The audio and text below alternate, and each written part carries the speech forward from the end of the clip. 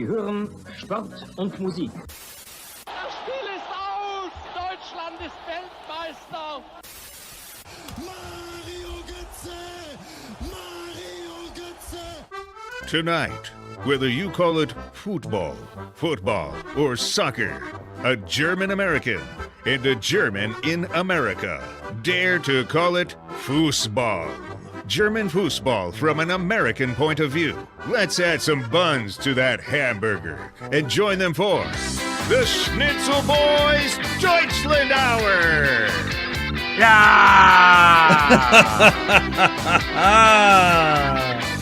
There we are. What? Herzlichen Labortag. Labortag, Arbeit, Tag der Arbeit.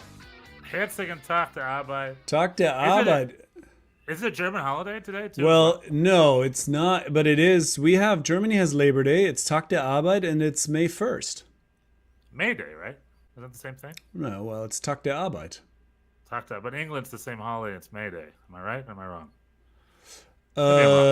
England? I don't know about England.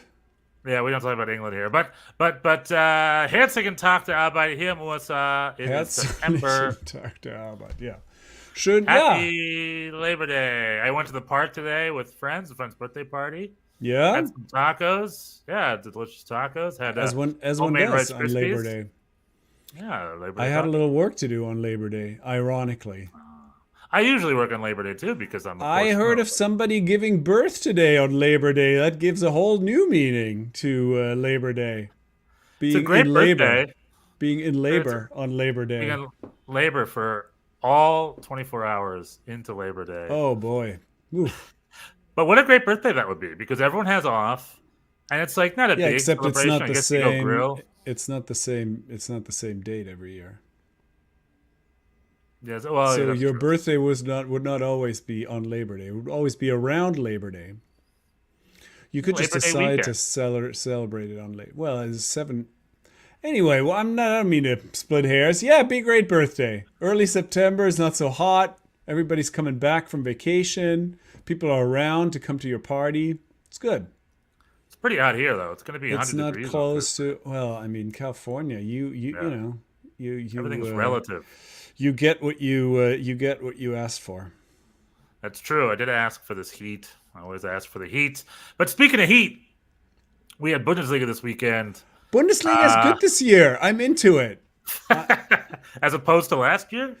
Well, you know, one's attitude is always waxes and wanes. I've been, last year I was very worried about my team. I'm still worried about my team, but I've just decided to kind of adapt a wider view of things, and there's a lot of fun. There's much fun to be had in the Bundesliga, other than just the malaise that is my group. So yeah. We are a Bundesliga podcast, Bundesliga wide.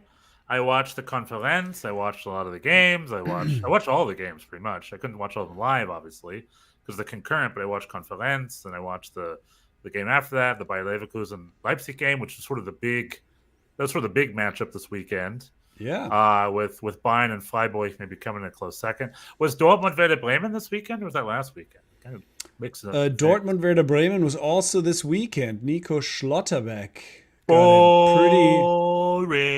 got a pretty stupid red card, and boring. Well, it was 0-0, so you need help going to sleep.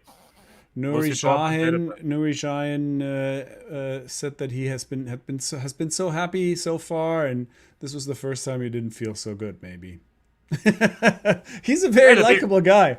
He's going to be entertaining. I mean, there are a lot of good young coaches in the Bundesliga. Yeah. We wish Florian Hürzler is it Florian or Fabian? Former St. Pauli coach Fabian Hürzler is killing it in the Premier League. He's another good young German coach who's not in the Bundesliga. But yeah, Nuri Sahin seems like a very fun addition to the coach's lineup. He's a very likable, exciting guy. Wears his emotions on his sleeve. I'm enjoying it. Yeah, that game was no good. Nico Schlotterbeck had another one of his trademark brain farts, got sent off. But he was a left back today or over the weekend, and he does this thing where he's not, is he left back or center back? Over the weekend against Werder Bremen, he was left back. Okay. And if you put Nico Schlotterbeck left back, that's not his position. He's out of position, so that's not ideal for him. Nuri's fault. He got red carded. I wouldn't say it's Nuri's fault, but it was like Schlotterbeck has been very hit or miss. Like as far as German national team players, I don't know about you, but I talk about Schlotterbeck a lot because sometimes he does well. Towards the end of last season, he picked up again over the summer. There was not much to complain about. But then sometimes, boy, it's blunder time. It's blunder time for him. Yeah, that's exactly it. He's got a lot of qualities and a lot of talents. It's obvious why you'd want him on your team, but then every once in a while it's like, are you everything all right? Are you of the quality? Are you like just making stupid decisions? I mean, in this case, he was on a yellow. That was also kind of unnecessary. And then he did sort of a Notbremse type tackle that he didn't need to make. He had some cover behind him. And then got sent off. Immediately knew it too. He sort of got up. The referee only had to kind of walk towards him, and he already turned his back and was like, yeah, that's it for me.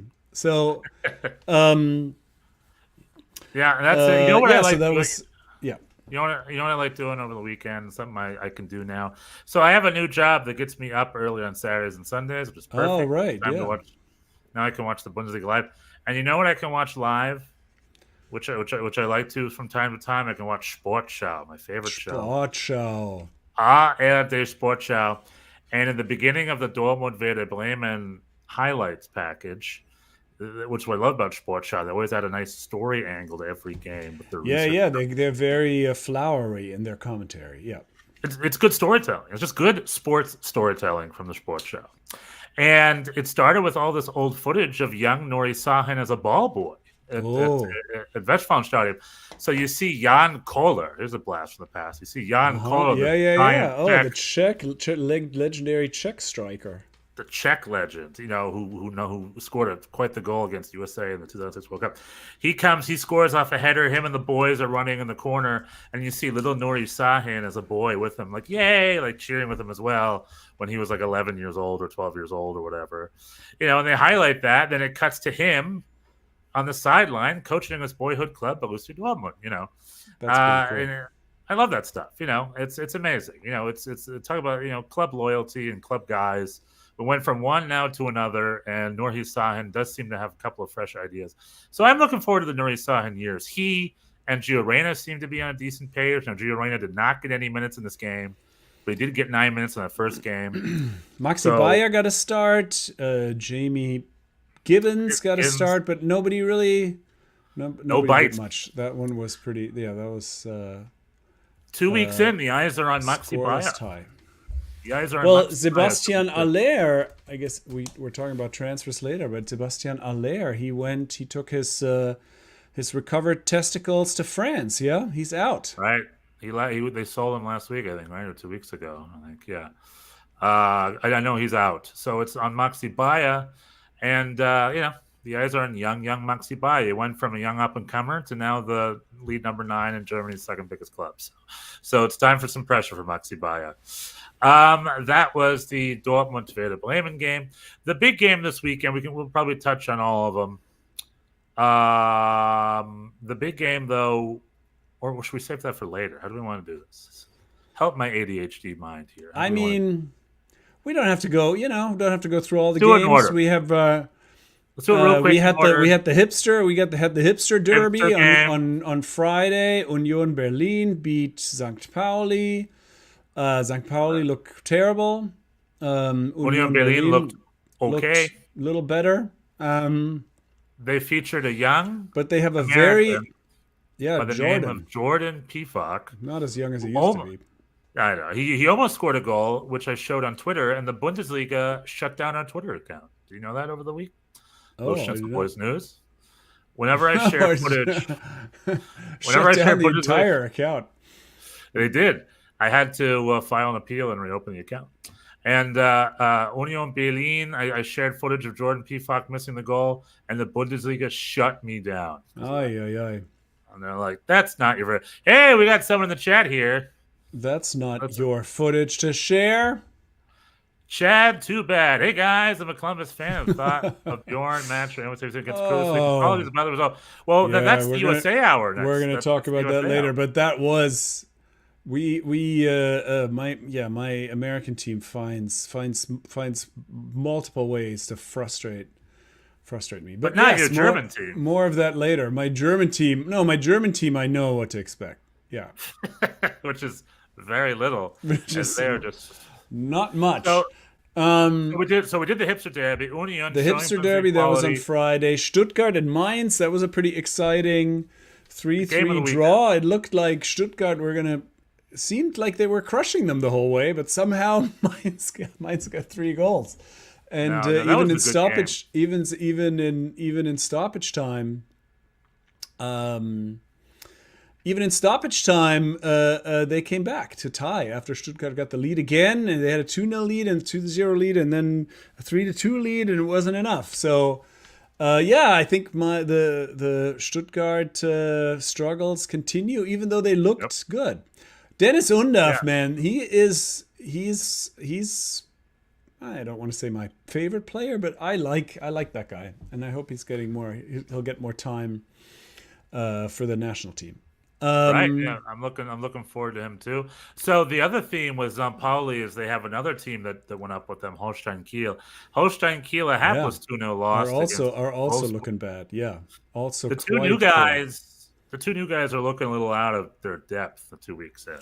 Yeah, I mean, I think it's not that I'm happy to be right, but I think my bottom 3 so far seem to be correct. St. Pauli, Bochum, Holstein Kiel look like they're going to struggle. Mönchengladbach weren't even all that good. I mean, it was a pretty even game, but it just did not look like Bochum were going to score. Like Brzezinski and Hoffmann up front, that ain't going to be it. So. Joe Scally playing a full 90 in this game. Joe Scally, but if did anybody notice? We don't know, but Gladbach with the win. Stöger didn't get the assist, but had a beautiful pass that killed us off, and was very gracious afterwards in saying how he was sad to not be playing here anymore, and he will support us as a fan from the stands. I mean, just a quality guy. And he embodies the kind of qualities that this team is really lacking. We have some new players. Danny De Witt got his first start. He had some suspension to work off of. And there's some other guys who came. So I don't know. Maybe it'll get better. But so far, not a lot of... It's not clear how they're going to score. And so far, they have not. So... And the window's closed. So the guy window's closed. But we sort of last second got another Japanese player in who hasn't really shown up yet. So there are some, there's some, I mean, listen, there was some talk online afterwards about it being very quiet in the stadium. And I think there's also just this, I think people are just exhausted. It's like being defeated. Kind of, hanging on by a thread for 3 years and pushing the team to get points where they didn't deserve them at home. And I think everybody may just be a little... I think now it seems like the fans are like, we can't do this anymore. You got to show us. You got to show us something. And yeah, I mean, they're making money. Like their players are being bought. The income's there. If you're in the top flight, you want to hang on the top flight, you can't just be stringing along. You have to make an investment at some point. Well, yeah. I mean, there were some... my Scottish friend Kier asked me, what's the deal? Well, it can't get worse, right? You have to have more money, and it's not quite... I mean, the budget's the budget. They are very much like, we're not going to go into debt. We're not going to spend money we don't have. That's just always been club policy. They're very frugal and responsible. And over the last couple seasons, there have been some outgoings that have boosted the budget here and there, the Bella Kotchap sale, and this year they were going to try and sell Bernardo for some money. He got hurt, so he's not going anywhere. So there were some signings. Yeah, we'll see. I mean, is it the glass half full people in Bochum are like, oh, the new players arrived late, the coach is good, we have some quality, just has to come together, and we need a little time. And the glass half empty people are like, this squad is just too thin, and it's gonna there's no quality, there's no offensive quality. We lost our playmaker in Kevin Stöger. We didn't really replace him with anything. You lost him on a free, right? Yeah, on a free to Gladbach, and so yeah, and so that's what it is. On a free, and you lost a couple. Yeah, Takuma Asano went. We had to. A lot of ex-Bochum players are doing well. Maxim Leitch scored the equalizer for Mainz in stoppage time. You see these people. Kevin Schlotterbeck, he didn't have a great game. He's playing for Augsburg. Anyway, we'll see what happens. I feel like through 2 games in, I've developed an equanimity with the situation, and we're just gonna see what happens. SAT word, equanimity. Oh, thank you. Is that good or bad? I don't even know if that's a real word. I'm just assuming it is. Equanimity is definitely a word. I'll look it up for you. I'll take your word for it. My last thoughts in the Bochum Gladbach game are Mönchengladbach signed Kevin Stöger and Tim Kleindienst over the summer, and those have been 2 of probably the best signings so far. Right? They've really good. They've really walked into Gladbach and been key figures for the first 2 weeks. So good for them and good for Gladbach. Yeah. So equanimity means mental calmness, composure, and evenness of temper, especially in a difficult situation. So it's the perfect word. Amazing. That's exactly what I'm feeling. So you have Falco Bochum equanimity. So you're waiting for the new Japanese player to feed in, the coach to get in. Well, essentially, it's extended preseason for you guys. I'm ready. I'm ready for anything. I'm also if we're headed towards Bundesliga 2, that's okay too. Maybe that is where we belong. I don't know. We will find out. This is the season where we really find out. Well, if this is how they do business, then Bundesliga 2 is definitely where you belong, I think. Because if you spend 3 seasons making the high TV money they're making, and essentially just pocketing all of it and still operating on I don't think they're pocketing it, but I think it's still a small budget. The stadium is old. They're not making a ton of income. That's always talked about. That would be a potential revenue boost if they built a new stadium, but that kind of thing doesn't go quickly. So maybe them and Schalke need to switch stadiums for a while until they switch leagues again. Well, we will see. But Holstein Kiel and St. Pauli also are not looking good. So we're gonna 16th place is definitely a possibility. Who is looking good is Eintracht Frankfurt. They really. Dino Topmöller, another one of those young coaches, he stands on the sideline with his hands on his knees like he wants to strangle somebody. And his team's looking strong. Frankfurt is looking very impressive. Ekite, is that his name? Etiketi. It's 2. It's like Etiketi or it's Iketike or something. Yes, that guy. He's good. Yeah, well, like you said, Frankfurt had quite the summer. The opposite of Bochum. Frankfurt the opposite of Bochum. They went out and bought a lot of players for statement. And they're hitting the ground running. They're proven to be a strong team. Much to the chagrin of our Pellegrino Matarazzo. Like I said, he's under pressure with Hoffenheim. And 3-1 loss over the weekend does not look good for our. Although he continues to have the support of Andre Kramaric, who scored another goal for him. Which is the kind of support that he needs. He's got 4 goals in 2 games. That's a lot. And Hoffenheim has scored 4 goals in 2 games, so good for them. All 4 he's by. He's like the Erling Haaland of the Bundesliga. You know what I was thinking of with Erling Haaland has scored more goals by himself than all but 2 Premier League teams after 3 games. Is this England? This is England. Yes, I'm sorry. Do they play soccer over there? I don't know about their holidays, but I do know about the Premier League a little bit. Anyway. Well, I was thinking how good. Like I look at a guy like Andre Kramaric, and I was like, what a great DP signing he would be for an MLS team. I think that's the type of DPs you bring it in. Worker dudes who frickin' score like that. Yeah, like but I would much rather have him over. What's an example of like a? I don't know. Who would you rather have, Antoine Griezmann or Andre Kramaric? Antoine Griezmann, definitely. I would pick Kramaric. I don't know. Does Kramaric doesn't strike me as a USA kind of guy. He seems just kind of. What's that mean? Does he have this? Anyway, everyone's USA kind of guy. You make a lot of money here, you get more property. Okay, less taxes. well.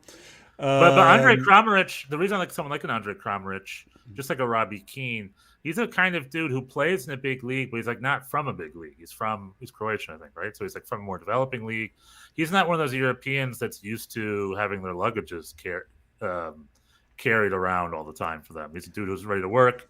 The brutality of MLS won't faze him super well. Well, but I think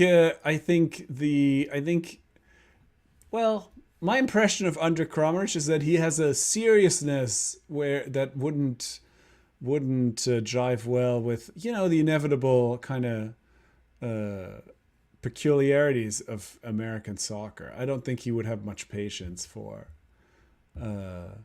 Well, anyway, that's just my. There's only one way to find. He's going to go to St. Louis. He's going to go to St. Louis, and we'll find out. Yeah, you're willing it into being. I will things. One thing you are, Stefan. You are right about many things. You are a predictor and an analytical mind. You know a lot of things. One thing I think you were wrong about is Heidenheim. Yeah, I really was wrong about Heidenheim. Now, granted, is it Heidenheim, which it is, or is it Augsburg, who lost? I think they sold 2 of their key players before the window closed and did not replace them. Well, they sold the guy to Celtic and. Well, anywho, this was a good beating. This was a good beating, but Heidenheim seems to have, unlike Union Berlin, who bought a bunch of guys and squandered a bunch of money, Heidenheim seems to have invested wisely. They seem to have taken their money, and they got a Brazilian guy who looks good, and they got Karl Wanner on loan from Bayern. Karl Wanner, 18-year-old wunderkind, who's really looked incredible for them. Very smart. In these first 2 games. So if they can keep him around, that's looking very good for them. And they're in first place after 2 games. Yeah, I mean 4-0. That's what you know what was the one for the US fans watching this game, and around the 40th minute, German-American, one of the passport army, the German-American passport army. That is so derogatory. That's derogatory. Anyway, the passport army.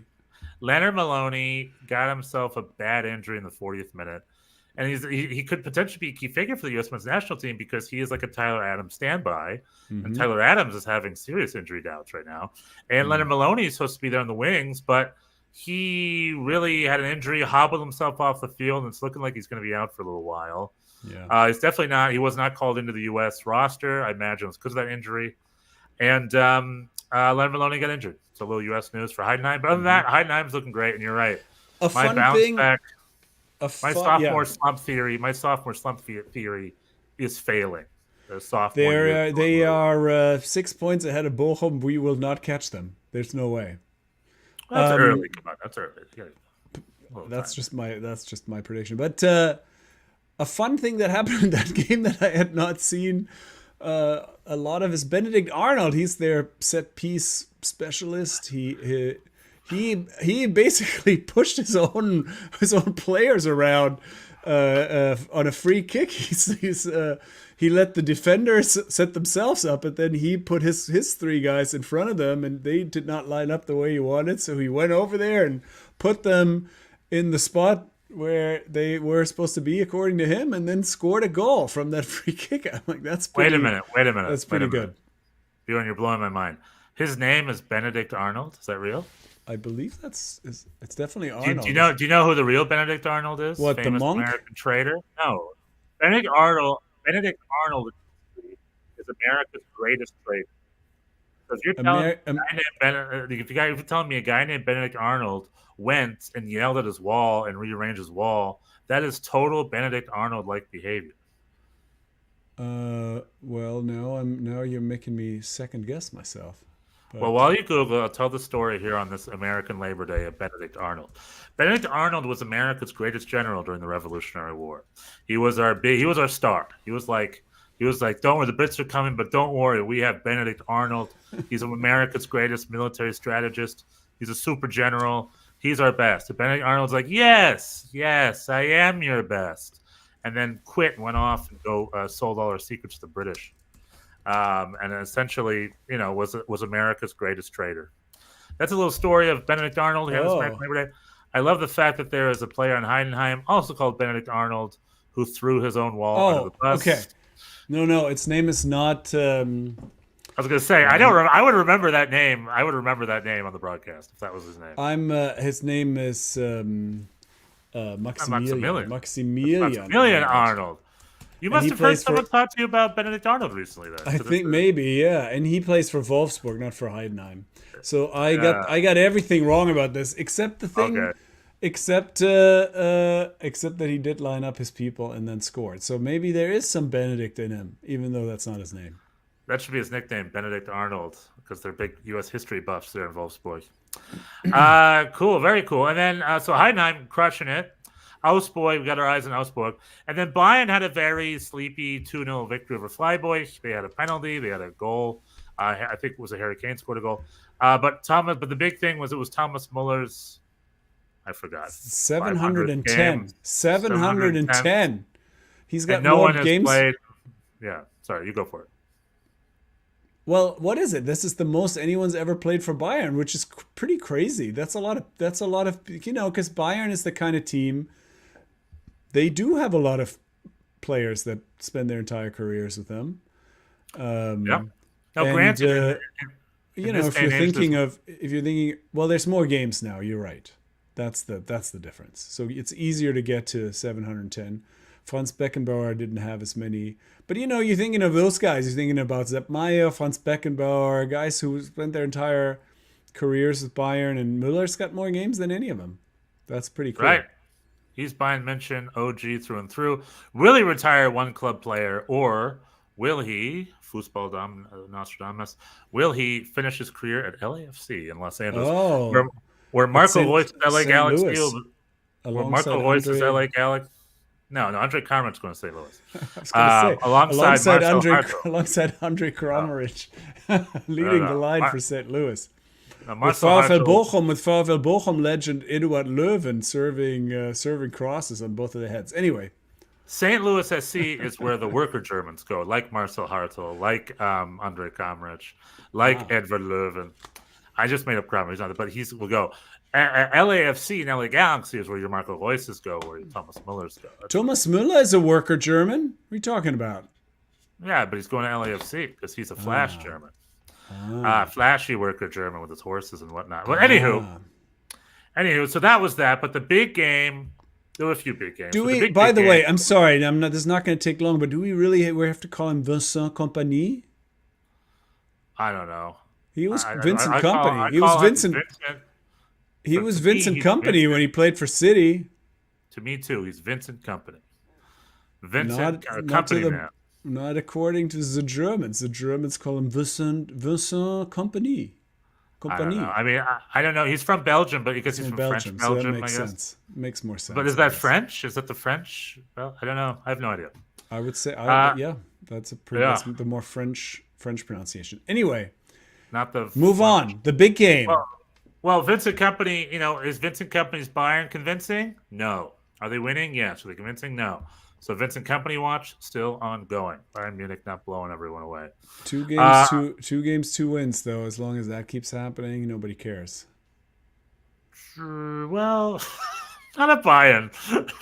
In the recent history, coaches have been fired while on winning streaks. So I don't know. We'll see. But anywho, big game, RB Leipzig, Bayer Leverkusen. Bayer Leverkusen did the Leverkusen thing in the opening weekend. This weekend, RB Leipzig, which has been perennial underperformers over the past few seasons, I would say, and Bayer Leverkusen overperformers last season. They're coming at each other. Bayer Leverkusen dominated this first half. It was 2-0. They got a last-minute pullback right there. They have to make it 2-1. And then RB Leipzig. And then Marco Rosa was given a red card. He was sent off the field for his complaints over, I guess, his dissatisfaction with the level of officiating. And in the second half, Marco Rosa less RB Leipzig got themselves 2 goals, I think both on a counter, and won 3-2 and broke the streak. Bayer Leverkusen's, 40-game winning streak is over. Hold on, let me Google how long that streak is. It was 35 games. 42, I think, perhaps. So that's the number I have in my head. Winning streak. Well, it's an undefeated streak, not a winning streak, I guess. Wait a minute, did they lose the Europa League final? Yeah, but we're talking about Bundesliga. Just Bundesliga, right? Bundesliga. Or like domestic, must have been 36 maybe then, they're, right? Or they're counting the cup too, maybe? Who knows what they're counting? Anyway, they had a long streak. Let's see what the number is. 35 Bundesliga games unbeaten. All right. 35 Bundesliga games unbeaten ended as RB Leipzig got their 3-2, and they won, and there you go. Bayer Leverkusen can bleed. And if it bleeds, in the great words of the great Austrian-American Arnold Schwarzenegger, if it bleeds, that means we can kill it. And what movie is that from, Bjorn? Kindergarten Cop. That's almost. Oh yeah, that's the scene in Kindergarten Cop where the kid gets punched in the face, and he looks at the other teachers and goes, "If it bleeds, we can kill it." Do you want another guess, or should I spoil it? No, just tell me. Predator. Oh, Predator. The glowy green blood on the leaves. Not my favorite. I prefer Commando. But anyway, Openda got an 1 from Kicker for his performance. That's very rare. Yeah, he got the best marks. Yeah, he's the one who got that last minute winner, right? If he, yes, he did, and that's and the one and the equalizer too. So I mean, but it's still a Kicker. It's not easy to get top marks from them, but he did. And so what's the problem? I did not watch this whole game. I just saw highlights. What do you think was the problem? What's happening? It seems like Leverkusen more defensively vulnerable this year. Why? I was watching the game. I watched the first half. And then right at the beginning of the second half, at my job where I do nothing, I got a knock on the door. Knock, knock, knock. And then an Amazon delivery driver opened his door and said he had to deliver 60 packages. Ooh. Huge packages. And he didn't even have a push cart. So I spent the next 45 minutes. You had to carry? I didn't carry. I helped a little bit, but I had to spend, because my job is I have to take him up and down the elevator. Because it has to go up 4 flights of stairs. Okay. So I just spent the entire second half of that game helping this Amazon delivery guy deliver boxes all the way up the flight of stairs. So he came at a bad time. I wish he would come an hour later. So I only watched highlights as well. I couldn't tell. I mean, I don't know. It's 2 games in. I don't know. Did RB Leipzig win or did Bayer Leverkusen lose? I thought Bayer Leverkusen still moves the ball well. I think they're fine. Maybe they just need to shake off some rust. But they were last year so good defensively, and now yeah. But then they had a summer break and it all ended. So flow, man. Maybe they need to get back on their flow. I don't know. I'm not ready to make any judgments on Bayer Leverkusen or RB Leipzig yet. We'll see what's going. We'll see. I want to give it a couple more weeks before I make any mistakes. Well, I gotta keep my eye on them. Yeah, I mean it's like 5. After 2 games, they're 5-5. That's. I mean, how long did it take them last season to give up 5 goals? Anyway, yeah, we'll see what happens. Okay, that was the top flight. I would like to introduce. I've already introduced a segment. Yes. But I would like to upgrade a segment. Let's see here. And this is actually, I already know how I want to change this, but I would like to reintroduce our newest Schnitzel Boys segment. Darüber mit Gerhard Struber.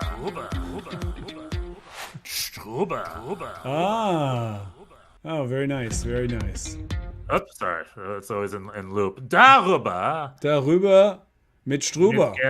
Mit Gerhard Struber.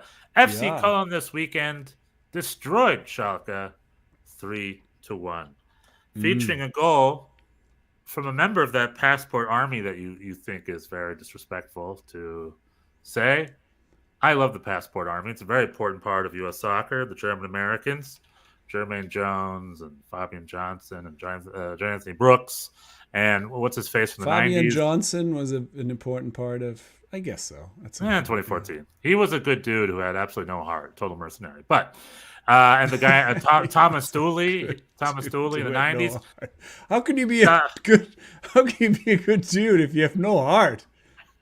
He had a good brain. He had a good soccer brain. We didn't have a soccer heart for the national team. David Wagner is a member of this USA Passport Army. The latest member, Leonard Maloney and a few other guys. The latest member is Damian Downs, who scored for FC Cologne. He opened the scoring for FC Cologne's 3-1 win over Schalke at Schalke. Say what you will about Gerhard Struber, but Cologne has had a couple of decent results. They're a point out of the promotion spot. They had a 3-1 and a 5-0. Those are the last two Bundesliga games. A 3-2 win over Sandhausen in the Pokal. They lost to Hamburg. They tied Elversberg, but maybe this is just maybe this is like David Hasselhoff's musical career. He just had to find the right place, and then there was just no stopping him. Maybe this is maybe Köln is that way for Struber. Darüber. Do we get any? Mit Gerhard Struber. We're gonna keep. We can't explain. Much like David Hasselhoff's musical says, we can't explain how it happened. How did he end up? How did he get this job? We will never know. But we're gonna keep our eye on it. Gerhard Struber. If anybody has any water bottle drinking updates about how does Gerhard drink his water these days, because he had some odd mannerisms when he was at Red Bull. Very much like a famous. I saw Alien, the new Alien, over the weekend. Oh, yeah. Speaking of Predator, really, really good, really good. Really? But there's a common item in all the Alien movies. It's a little Easter egg, and it's that drinking bird. That bird that goes up and down and drinks the water with it's a popping head, kind of. That is exactly how Gerhard Struber drinks water. It's an homage to Gerhard Struber, I would say. And we should, as a gift, everywhere. We should send him. What are those IV packs? They're like you can fold them up like plastic that you fill them with water, and then you can wear them as a backpack with the thing in your mouth. Hikers usually have them. You know what I'm talking about, Mr. Like Hiker. a water bladder, yeah. Water bladder. We should send him a bladder, and been like, "This will be good for you." He's gonna wear it on his back. He's gonna wear it on his back with the thing. The bottle thing is just not working for him. It's too much. It's too much to organize in the middle of the game. He's been like. Yeah, it's too distracting. So just have it be, yeah. Or they should just spray him. Maybe he just needs a water boy to just. Nuri Sahin's son ready, perhaps to take on continue the family tradition. At the interview, he's like, "I have one request: I demand a water boy at all of my games to spray water in my mouth." I demand a water boy. Demand a water boy. I demand the water boy. I cannot deal with the bottle.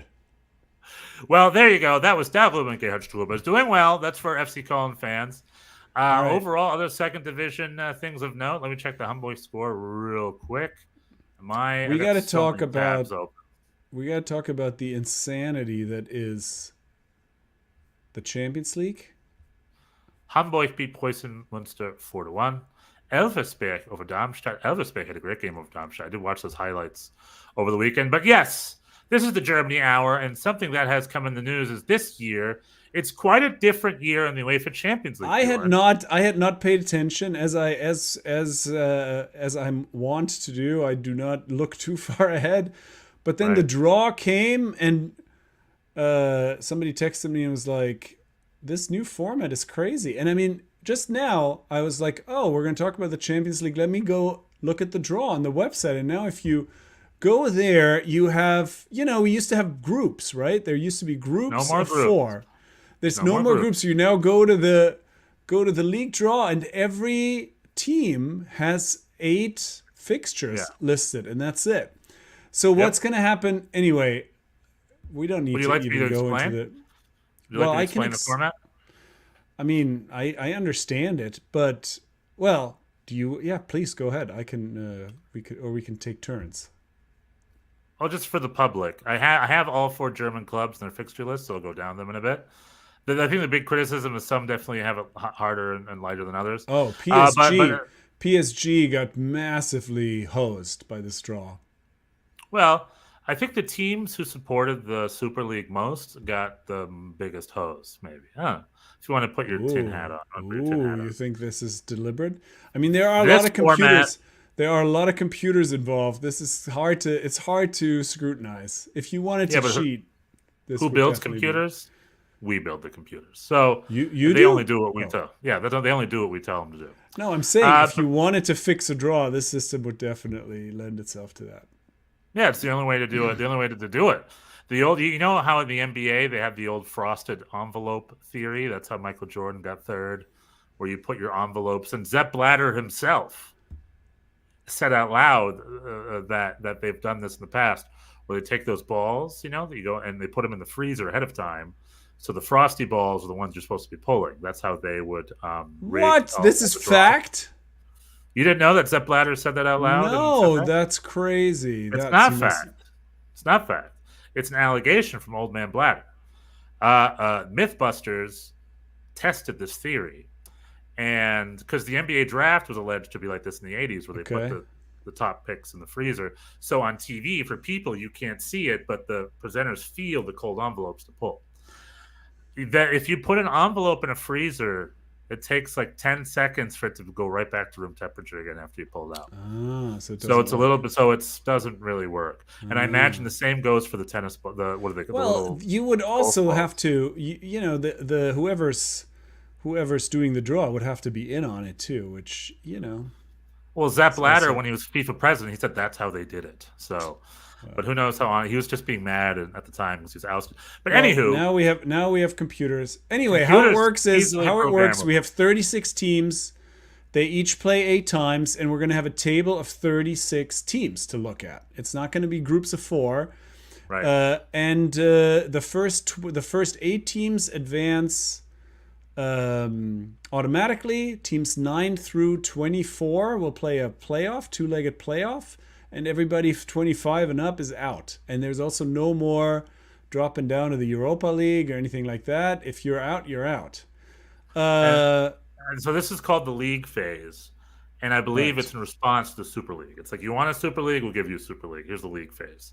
The second half of the season is the same. Round of 16 on is the same as right. Exactly. However, the first half, the league phase is different, and what it's done, it's added. Last year, every team played 6 games. This year, every team plays 8 to 10 games. So it's increased. There's now more Champions League games throughout the season, more teams and more games. So the Champions League has expanded in an era where players are demanding not to play more games. UEFA's answer was, here's 2 to 4 more. Let's play some more games. Let's play some more games. So the cool thing about it. Well, what do you think? I mean, what are your thoughts though about this? I mean, other than just the cynical take of like FIFA wants to ride everybody to death with more games, etc. I mean, from my take was a plus is no more meaningless games. You don't have those group games, the last group games where already the 2 teams have already advanced, and then you're just kind of kicking the ball around for a while. This now every game counts because seeding is important. The higher, the better. So I think that's a plus. You also have, if you're like sort of a middling team like Celtic, for example, my friend Kier's team, featuring, by the way, Celtic featuring a new American back duo. Well, also with the CCV German guy, and Austin Trusty. But and Kuhn. Yeah. Is he the guy from Augsburg? And Augsburg also just sold a guy to Celtic as well. Arnie but Celtic Engels. has an American. Arnie Engels. Right. Yeah, they have 2 Americans, 2 Germans. So Celtic are the Schnitzel Boys honorary team now. Right. Anyway, what I was going to say is a team like that, they have, that used to be, if you were maybe the 3rd or 4th team in the group, you had a lot of pressure on a couple of games. Now there's more chances. You're going to get more games against other teams closer to your level, so you don't necessarily have to hope for the big upset. And if you, with this 36 team league, if you do get a win, you're going to make a big jump in the table, you know, especially if you're in the bottom third. So that's interesting. I think a big minus, I think with that many teams in the table, there's going to be a lot of teams even on points, and goal differential as a tiebreaker is pretty idiotic, I think. Is head to head? Is head to head? There's no head to head because everybody's playing different people. So it can't be head to head. Head to head is not a head to head is not a thing. So the first possibility. The first tiebreaker is goal differential. The second is goal scored, and that is pretty. That's pretty random. I feel like in an eight team opponent, you know, where people don't play the same teams. That seems, and I mean, I would expect. I guess we'll see. There's 8 games, so, but I would expect with 36 teams, there's going to be a lot of teams with the same amount of points. So I think we're going to see a lot of goal differential tiebreakers. We have to wait and see. I mean, I don't know. Like, but I'm excited by it. That's my my prediction. And that, I think that's just a dumb. You know, it's not a great tiebreaker, but yeah, that's my take. Yeah, I'm excited by it. It looks fun, but like I said, wait and see. Is it going to be bonkers for the league? I heard another analyst say like you can go from like last place to first place after one win or something. It's be very sensitive or something like that. I forgot what it was, but it was like we'll see, we'll wait and see. I don't know. Yeah, it's going to be. There's going to be lots of shaking up of the table. I think it opens it up in a way that I'm excited about. I'm like, sure, you know, maybe it's fairer this way. I don't know. Like I said, we'll wait and see. I don't know. I mean, it's a bigger, it's definitely more games means bigger sample size. So I think ultimately it does probably favor the better teams because they have more room for error. You know, if you in a 3-game group, one unexpected loss really puts you behind the 8 ball. Now you have more time to recover. Anyway, right, I'll do the 4 clubs real quick, and then you tell me your thoughts. Cool? Sounds so good. Stuttgart, this is Stuttgart's Champions League schedule. At Real Madrid, hosting Sparta Praha. At Juventus, hosting Atalanta. At Crvena Zvezda. Yeah. Hosting Young Boys. At Bratislava, hosting Paris Saint-Germain. That's Stuttgart. Yeah, I think that's not a bad draw for them. To me, I think they're going to win half, lose half, right? That's what it sounds like. I think they should make the top 24 with that draw. I'm going to say. Yeah, I guess. Against the Bratislava, against the Young Boys, against the Savannah, they should get 3 points. But Atalanta, Juventus, Real Madrid, and Paris Saint-Germain, I'm less sure of. You know, Atalanta at home, I don't know. I'm not saying they won't, but yeah, you know. PSG, we'll have to see what they're even like without Mbappe, and I mean they're well. Anyway, we can get to that. Okay, yeah, I think that's a decent draw. So you think Stuttgart are through to the round of 16? No, I think Stuttgart will get into the playoff. The playoff, okay, playing game. Yeah. All right, Bayer Leverkusen are defending champions. They start at Feyenoord. Defending German champions, not UEFA champions. Defending German champions, German Bundesliga and COP champions. They're at Feyenoord. They host AC Milan, a struggling little team these days. They're at Stade Brest. They're at Liverpool. They host a Red Bull Salzburg, although they're not allowed to be called Red Bull Salzburg in Europe, so it's FC Salzburg. They host Inter Milan, which means they host AC Milan and Inter Milan. Yeah. They're at Atletico Madrid, and they finish by hosting Sparta Praha. Mm-hmm. How do you feel about that? It's 2 Milans and Liverpool. So the rest seem manageable, but 2 Milans and a Liverpool. Yeah, I mean, the 2 Milans at home they can get something out of, but away at Liverpool and away at Atletico, and Atletico look pretty good. Atletico, yeah. So this is not an easy. I mean, I think again the playoff, they should make the playoff, but I think top 8 will be tough for them. I don't know. All right. It's been kind of hard to find the fixtures here. I'm trying to get Dortmund's. They have their teams. So I don't know if it's at or away, but these are Borussia Dortmund's teams.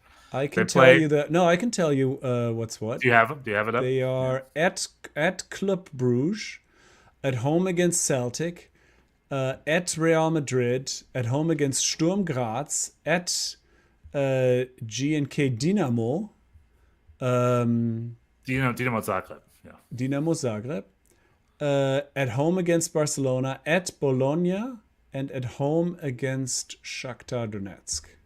That's a very soft very schedule, soft right?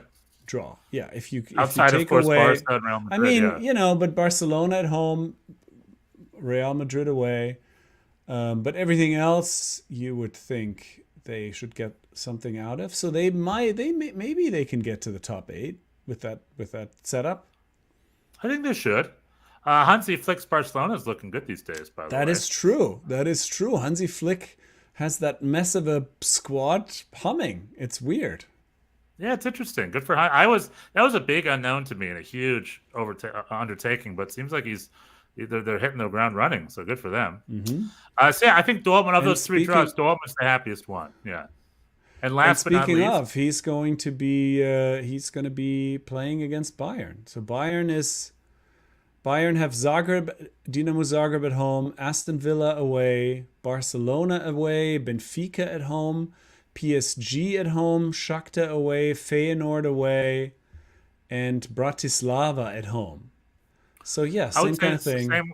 Same with Dortmund. Yeah, you got the Barca, which will be fun, the Hansi Flick and the Robert Lewandowski versus Thomas Müller and Vincent Kompany. Vincent Kompany. And then, Paris Saint-Germain, which you said is kind of a big question mark, Mbappe-less. This is very doable for Bayern. Perhaps top 8 for them should be the goal as well. Yeah, for Bayern and Dortmund and Leverkusen too. Now, the PSG, that just made me laugh. Their draw is... Yeah, they have Hold on. hard. It's not loading. Why not? They're playing Girona, very good. I mean, out of pot 4, probably the best team. Girona, very good La Liga team. They're away at Arsenal, at home against PSV. Again, one of the stronger... I think PSV featuring 4 Americans, including Atletico Madrid at home, away at Bayern, away at Salzburg, at home against Man City, and away at Stuttgart. That is a hard draw. I think this is like almost worst case scenario. From every pot they drew like the first or second team. So in the UEFA Champions League, the old format, we had the group of death. Now we have the road of death. We have the draw of death. Yeah. The draw of death. And PSG got themselves the draw of death. The draw of death, yes. You do dun, dun, dun, the draw. And you don't the group of death, at least you share that fate with 3 other teams, but now not no, PSG. They have the draw. They have the draw of death all to themselves. So there you go. That's Champions League. I would like to bring something up that I forgot to talk about in a pre-interview. Again, this is Europe. This is socialism. This is anti-American pride that I love. Here's a little article. This came out in the New York Times 2 hours ago. Oh. UEFA, and this just pisses me off as an American soccer fan. Oh, no. UEFA introduces away ticket price caps for Champions League games. There is a maximum price that you can legally charge for these tickets. Nowhere in America is there anything called a maximum price. No. So ticket prices for away games for fans across UEFA's 3 club competitions have been capped. The Champions League, Europa League, and Conference League. The decision was made by UEFA to make the boop, boop, boop better. Bah, bah, bah. Okay, 24-25 season, match tickets capped for the Champions League. Tickets, the most expensive away tickets can be is 60 euros. They're capped at 60 euros in the Champions League, 40 euros in the Europa League, and they can't be more than 20 euros in the Europa Conference League. That's as much as they can be. Isn't that great? These caps will be further reduced in the 25 and 26 campaign to a maximum of 50 in the Champions League, 35 in the Europa League, and then 20 at the Conference League. So they're going down as inflation increases. And they're like, we want to, there's been fan protests where the tickets are too expensive, blah, blah. And now fans pay reasonable prices across the board for UEFA Champions League games as instilled by UEFA, MLS, CONCACAF, Copa America. Take a hint. Well, I get the same treatment from my American team, NYCFC. I get away tickets for $10 or maybe. Is that 15. the exception or the rule? Is that the exception or the rule? It's the rule in my team. Well, it's the exception in America because Copa America, it's $100 starting. It's like these tickets cost $300. Then I tune into the broadcast. It's like, how come there's only 40 people? Well, I mean, German national team games are not the same either. Like that's a little bit more. But yeah, I mean, tickets are more expensive here for sure. Definitely. Yeah. And is the quality better here or worse? Do you think? That sounds like a leading. That sounds like a leading question. Is that a rhetorical? What's a higher level? Is that one of those rhetorical questions that I want you to answer. About? But okay, so if it's $50 for Bayern München versus PSG versus $100 for NYCFC's Open Cup game versus the Indiana Troopers. No. An NYCFC quality. NYCFC. I'm exaggerating. New York City FC tickets are very reasonable. I don't want to. There's no. Okay, you go to LA Galaxy. Misrepresenting. You go to LA Galaxy. LAFC, you live in Los Angeles. You live in Los Angeles, yeah. It's $100 to go see LA Galaxy, LAFC, versus Bayern München versus Barcelona and München at $60. Which one's the better quality game? Do you think? Yeah, no. Come on now. You just refuse to answer this very easy question. I don't like rhetorical questions like this. Not but rhetorical. Anyway, you're going to say no. LAFC is like, but you have. I mean. Well, the counter argument is actually, if you want to get into it, LAFC. Garber. What do you got from LAFC is a smaller stadium, so you do actually you do get more bang for your buck. You're going to sit closer. Did you your hear seats when are I going said to be better. Rose Bowl? Did you hear the words Rose Bowl? Wait, Rose Bowl? Yeah, I mean that's crazy. No, that's insane. Yeah, as it shouldn't be. Thank you, Francis. Okay, that was just the UEFA business. Okay, we have one quick topic before we need to get out of here and talk about Columbus Crew and the NYCFC. Ugh. So the other thing I wanted to bring up, and you seem pretty indifferent about it, is every time this happens, we have a September international break, and each and every single time I find it to be such a bad time. Because it's like, hold on, the transfer window just closed, the preseason just ended, the league's just started, we're just getting going. And then it's like, all right, everybody stop. Hammer time. Like we're going to our national teams. And it's like, do we really need a September window? And I know you seem to be indifferent about it, but for me, well, damn the September window. I find it to be pointless. mean, the windows are always. When is a good window? Which windows do you like? It's always like disruptive. They have to, they gotta. I do like winter, like in August, like in October, it's fine, and in April, it's fine. Like they do need to meet sometimes throughout the year. I'm not saying they don't, but my maybe unpopular opinion is they shouldn't have windows this early. It should be October, November, maybe just one in the fall. Everybody gets a break, man. The transfer window's closed. Everybody gets some time to settle in. Bochum needs the week off. This is my counter argument.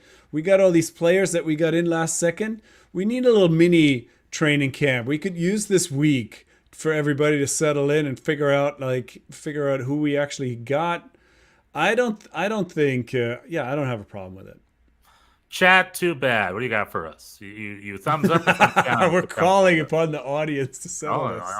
Yeah, in the chat. But anywho, so that's just that. I also have an unpopular opinion, I think. All right. That when the World Cup is over, we shouldn't be playing games till the following January.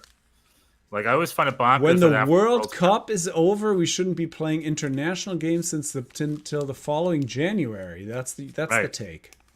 Yeah. Because it's like, it's accumulated to the World Cup big event in the winter. And then like 2 months later, it's like a bunch of friendlies again. It's like, well, hold on. We just had the cumulative World Cup. Yeah, but not everybody plays in that. I mean... It's just my unpopular opinion. But anywho, we have an international break. We have the Mannschaft, the DFB 11. Oh, yeah. Squad was announced.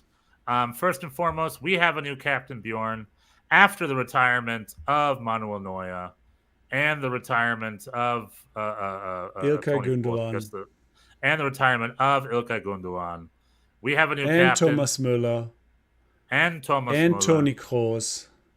And Toni Kroos, right. We're entering a new era of a refreshed Nationalmannschaft. And the new captain of that generation is a man named Joshua Kimmich. What are your thoughts? I don't know. Yeah, he's pretty anti-vax. So he refused to play number 6 for a while. Okay. And apparently that's why he refused to play number 6. His team didn't have his back. He was part of some of the worst German. He was part of both of the worst German squads in history, 2018 and 2022. He seems sort of high strung. He's like a pretty high. Yeah, I understand why it's him. Like, who else could it be? I guess I was hoping for Toni Rüdiger, actually, potentially as a captain. That would have been. I would have. He's liked injured, to see right? him, Because he's not. he's not. Right, yeah, he's not currently in the squad. Him and Leroy Sané are not in the squad. They're still kind of getting to fitness. Yeah, I was rooting for him. I don't know about Kimmich as a captain. Yeah, we're gonna see how it goes. He's been, he seems to have been one of those guys who's able to pick a fight in an empty room, but perhaps this will galvanize him. Perhaps this will make him rise to the occasion. I hope that's true.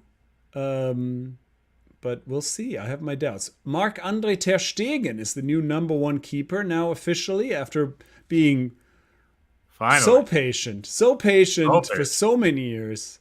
He is now the official number 1. Alexander Nübel and Oliver Baumann are his backups, but it's his job to lose.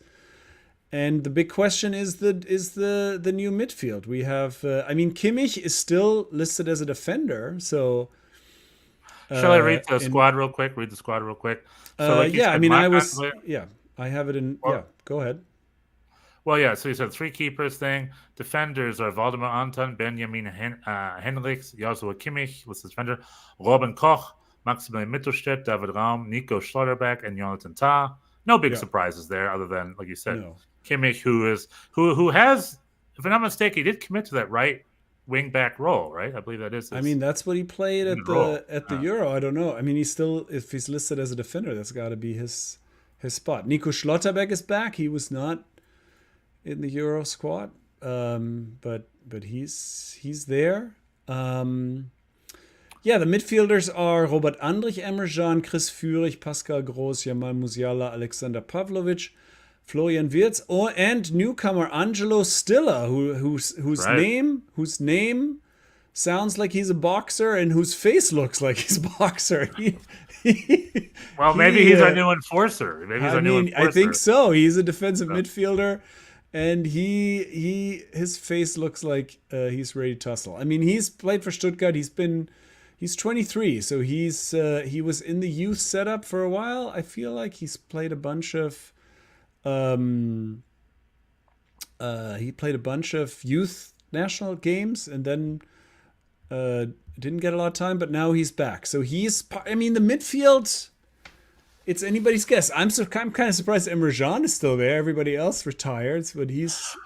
Well, it shows you the lack of depth. I guess we need him. Yeah. Right. Yeah, we need him. Robert Anderlecht and Emre Can, Pascal Groß and Alexander Pavlovic are probably the 4 I think of when it comes from our holding midfielder zone, right? Yeah, Stiller for sure is also a D mid, but he's probably he's next man up though. He's further down the chart. Yeah, I have really high hopes for Pavlovic. I was very impressed with him last season, and it was too bad that he missed the Euro. But yeah, he's and Andrich I like. But the balance is hard to figure out. Like, there's not a lot of. I guess if you said, somebody's going to be the 10, so that's going to be Musiala or Wirtz or some combination. So we're going to need some double pivot type setup, and it could be maybe Pavlovic and Groß, Groß, Andrich and Groß. Führig is also more offensive. Emre Can is more of an 8. So we'll have to see. That's going to be really the question. How is this midfield setup going to work? Like you're saying, the Defenders are, there's no surprises. The forwards are Maxi Bayer, Niklas Füllkrug, who's not getting a lot of time with West Ham so far, and Kai Havertz and Dennis Undav. Those are the strikers. Kai Havertz is just looking incredible with Arsenal. What happened? I mean, he's really proving everybody wrong. Did Kai Havertz, did he not play over the weekend with West Ham? What? He scored? Who, Kai Havertz? He's been scoring for Arsenal. West Ham. Yeah, I think he may have come off the bench, but has not done anything so far. So, I mean, I think the forward is Kai Havertz. It's Kai Havertz's spot to lose. And so we're going to have... I mean, so we could also, since Sané is not there, we could play with Musiala, Wirtz, and Havertz up front, and we could have a little bit more of a, like an Andrich Jean or a Pavlovic Jean, Pascal Gross, a little bit of more protective midfield setup that way. I mean, that could be fun. If we have, if our wingers are really tens. I mean, that was kind of at the Euro kind of worked for a time when we had like all the tens were playing at the same time. Yeah. Well, Dennis Undav, like you said, Kai Havertz and Dennis Undav both turning up. And we might have a Maxi Bayer Füllkrug on the bench and Kai Havertz, Dennis Undav on the field type situation. Maxi Bayer, like I said, a lot of pressures on him with his Dortmund move. And if Füllkrug is seeing more of the bench in the field in England, then his form's going to start to suffer, I imagine. So, yeah, I'm curious to see what our bite looks like up top, I think. I'm curious about that. But there you go. We're playing Holland, the Netherlands, and Hungary in the thing. So it'll give us a good look into Nations League. It'll give us a good look into what Germany looks like moving forward into the USA World Cup. Amazing. We got to get out of here. We're way over time.